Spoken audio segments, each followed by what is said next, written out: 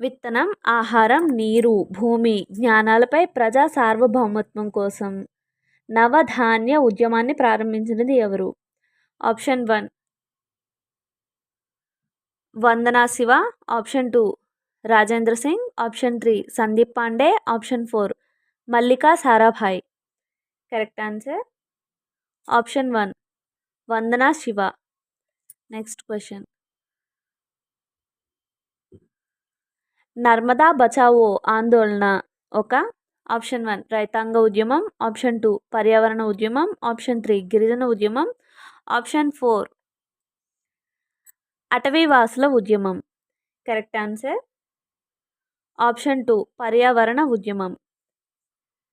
Next question. వితంతు పునర్వివాహ చట్టం రావడానికి కృషి చేసిన భారతీయుడు.